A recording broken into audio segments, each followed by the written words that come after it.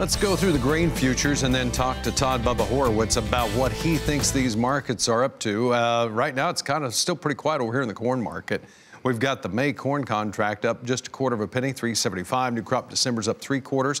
Over in the soybean market, we're down about 5 1/4 to 5.5 cents all the way across the board. May down 5 1/4 at 9.11. On to the wheat market we go, and we've got the July Chicago wheat up 3 3/4. 4.64 3/4. Kansas City wheat likewise 5 cents higher, 4.55 1/4 on that new crop July contract, and that's only 3/4 of a cent away from the high. And then Minneapolis wheat contracts for July, it is up 2.5 at 5.58. New crop December cotton is up 70 points now at 73.85. And now let's talk to Todd Bubba Horwitz.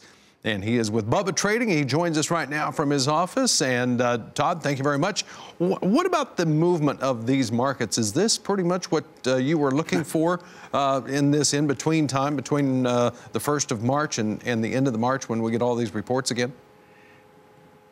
Good morning, John. You know, I think these markets are just preparing to make the next big move. And the next big move could be either direction. I do assume that it will be up.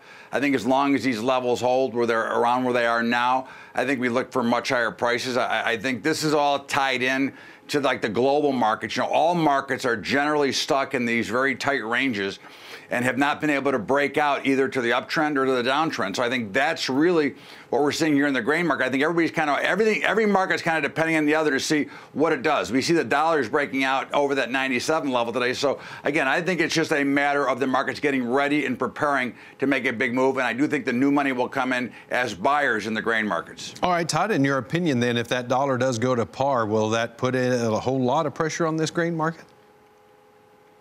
I don't think at all. I think that the grain markets have already priced in a much higher dollar, even though it hasn't gone up that far. You know, it's up at the top end of its range. But I think that the grains have already kind of priced that in. You know, we did not have a very big drop when the dollar went from 88 to 95.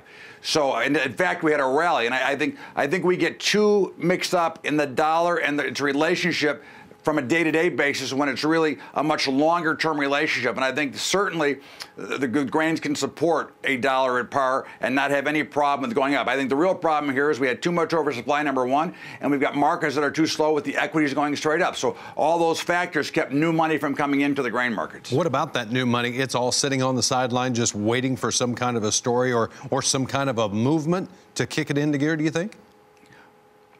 Well, I think really what they're waiting for, John, is they're trying to decide what the equities are going to do. You know, again, the big driver of grains and commodities besides actual real supply and demand is also the alternative investment money that I think is some is on the sidelines in cash and some is in the equity market because it continues to go higher. But if that changes, that new money will come out of the equity market, go into grains, and the money that's on the sideline will go into grains, I think, and commodities like that, because that's where people like to go in an alternative space when equities are not performing as we expect them to. And right now they're still, you know, they're still in that range and still at the top end of it. So there's really no reason to see somebody selling out of equities to go into the alternative investments yet.